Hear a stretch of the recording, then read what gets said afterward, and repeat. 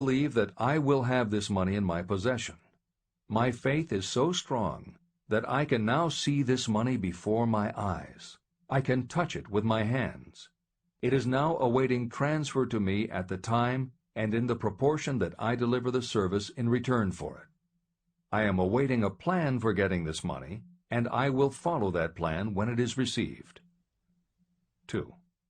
Repeat this program night and morning until you can see in your imagination the money you intend to accumulate. 3. Place a written copy of your statement where you can see it night and morning, and read it just before retiring and upon rising until it has been memorized.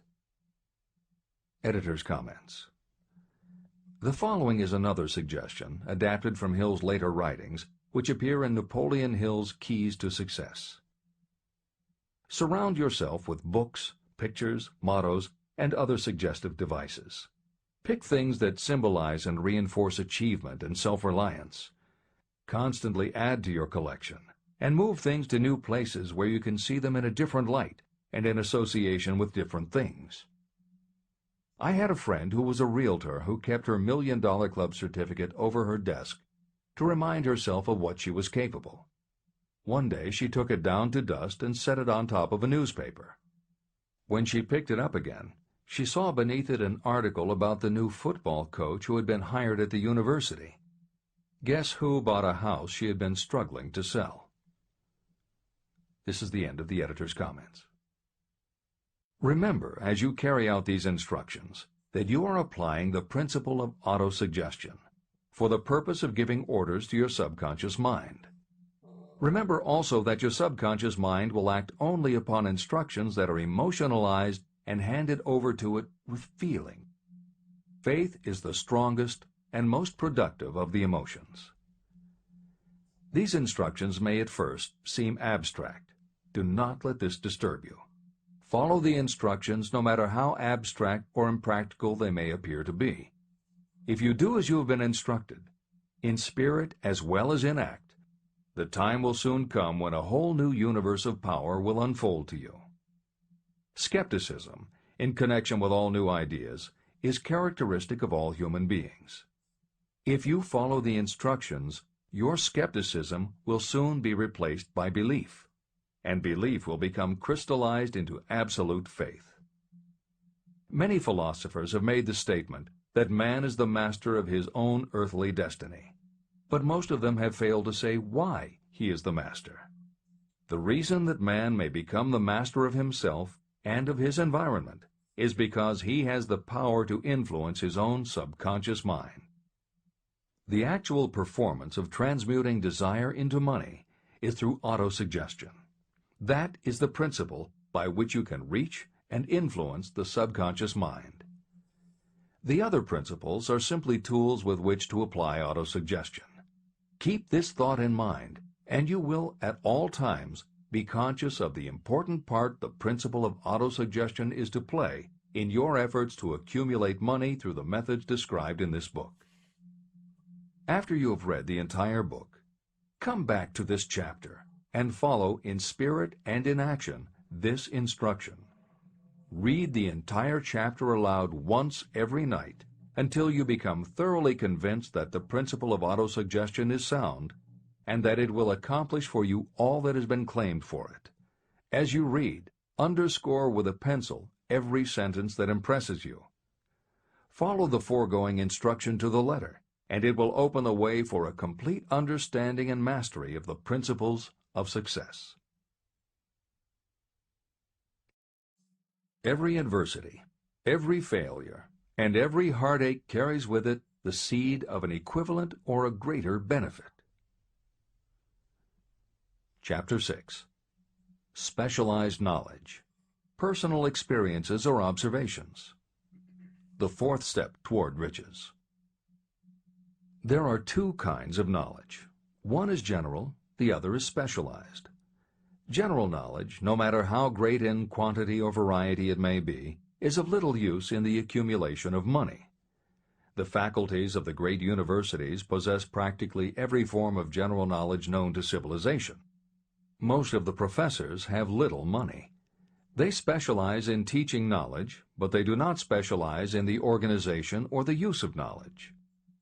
Knowledge will not attract money unless it is organized and directed through practical plans for the specific purpose of accumulating money. Lack of understanding of this fact has been the source of confusion to millions of people who falsely believe that knowledge is power. It is nothing of the sort. Knowledge is only potential power. It becomes power only when and if it is organized into definite plans of action and directed to a definite end. The missing link in all systems of education is that educational institutions fail to teach their students how to organize and use the knowledge after they have acquired it. Many people made the mistake of assuming that because Henry Ford had little schooling, he was not a man of education. Those who made this mistake did not understand the real meaning of the word educate. That word is derived from the Latin word educo, meaning to educe, to draw out, or to develop from within. An educated person is not necessarily one who has an abundance of general or specialized knowledge. An educated person is one who has so developed the faculties of their mind that he or she may acquire anything they want or its equivalent without violating the rights of others. During the World War, a Chicago newspaper published editorials in which, among other statements, Henry Ford was called an ignorant pacifist. Mr. Ford objected to the statements and sued the paper for libeling him. When the suit was tried in the courts, the attorneys for the paper called Mr. Ford to the witness stand for the purpose of proving to the jury that he was ignorant. They asked Mr. Ford a great variety of questions. All of them intended to prove that while he might possess considerable specialized knowledge about manufacturing automobiles, he was in the main ignorant. Mr. Ford was asked such questions as, who was Benedict Arnold, and how many soldiers did the British send over to America to put down the rebellion of 1776? In answer to the last question, Mr. Ford replied, I do not know the exact number of soldiers the British sent over, but I have heard that it was a considerably larger number than ever went back. Finally, Mr. Ford became tired of this line of questioning. In reply to a particularly offensive question, he leaned over, pointed his finger at the lawyer who had asked the question, and said, If I should really want to answer the foolish question you have just asked, or any of the other questions you have been asking me, let me remind you that I have a row of electric push buttons on my desk, and by pushing the right button I can summon to my aid men who can answer any question I desire to ask concerning the business to which I am devoting most of my efforts. Now, will you kindly tell me why I should clutter up my mind with general knowledge for the purpose of being able to answer questions when I have men around me who can supply any knowledge I require? That answer floored the lawyer. Every person in the courtroom realized it was the answer not of an ignorant man, but of a man of education. Any person is educated who knows where to get knowledge when they need it and how to organize that knowledge into definite plans of action. Through the assistance of his mastermind group, Henry Ford had at his command all the specialized knowledge he needed to become one of the wealthiest men in America. It was not essential that he have this knowledge in his own mind. You can get all the knowledge you need. Before you can transmute your desire into money, you will require specialized knowledge of the service, merchandise, or profession that you intend to offer in return for fortune. Perhaps you may need much more specialized knowledge than you have the ability or the inclination to acquire. If this is true, you may bridge your weakness through the aid of your mastermind group. The mastermind is defined as coordination of knowledge and effort in a spirit of harmony between two or more people for the attainment of a definite purpose. The larger meaning of the mastermind group is explained in greater detail in later chapters. Editor's comments. After reading Hill's definition of the mastermind, many people may assume that he is describing teamwork. That would not be correct. The following explanation is adapted from the Napoleon Hill Foundation's book, Believe and Achieve.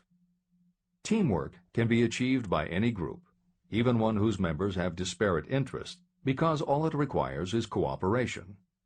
In teamwork, people might simply be cooperating because they like the leader or out of a sense of duty.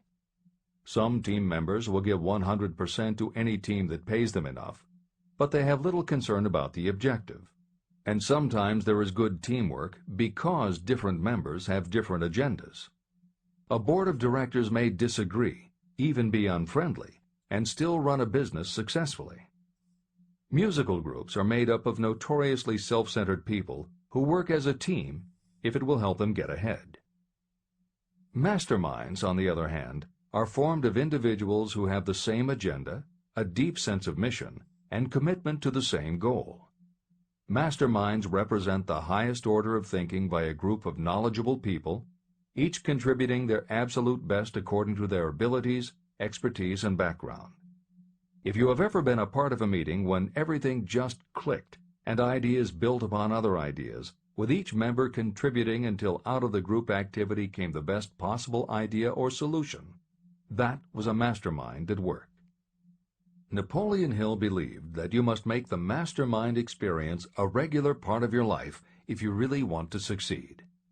How to select the right people for your mastermind will be discussed further in Chapter 11, The Power of the Mastermind. This is the end of the editor's comment. The accumulation of great fortunes calls for power, and power is acquired through highly organized and intelligently directed specialized knowledge. That knowledge does not, necessarily, have to be in the possession of the person who accumulates the fortune. This should give hope and encouragement to those who want to accumulate a fortune, but don't have the necessary education to supply such specialized knowledge. People sometimes go through life suffering from inferiority complexes because they are not people of education. The person who can organize and direct a mastermind group of people who possess the knowledge needed is just as much a person of education as any other individual in the group. Thomas A. Edison had only 3 months of schooling during his entire life, but he did not lack education. Neither did he die poor. Henry Ford had less than a 6th grade schooling, but he managed to do pretty well by himself financially. Albert Einstein was working as a clerk in a patent office when he began to develop his world-altering scientific theories. Editor's comments. Had Einstein been born today, he might have been diagnosed in his early years as having attention deficit disorder. As a child, he was slow to learn to talk. As a student, he showed little promise and was expelled from at least one school. But what Einstein could do was to focus his concentration on a goal of his choice. His famous theories were the result of thought experiments that took place inside his mind. It is said that the breakthrough which led him to the theory of relativity came not from specialized knowledge of physics or mathematics, but from his ability to imagine what would happen if he were riding on a beam of starlight through space. This is the end of the editor's comments. Specialized knowledge is among the most plentiful and the cheapest forms of service that may be had. If you doubt this, consult the payroll of any university. It pays to know how to purchase knowledge, and it pays to know where to look. First of all, decide the sort of specialized knowledge you require and the purpose for which it is needed. To a large extent, your major purpose in life, the goal toward which you are working, will help determine what knowledge you need. Your next move requires that you have accurate information concerning dependable sources of knowledge. The more important of these are your own experience and education, experience and education available through cooperation of others, Mastermind Alliance, colleges and universities, public libraries, and even easier, the Internet, special training courses through night schools and home study courses in particular. As knowledge is acquired, it must be organized and put into use for a definite purpose through practical plans. Knowledge has no value except for what can be gained from its application toward some worthy end. Successful people never stop acquiring specialized knowledge related to their major purpose, business, or profession. Those who are not successful usually make the mistake of believing that the knowledge-acquiring period ends when you finish school. The truth is, that schools do little more than teach you how to acquire practical knowledge.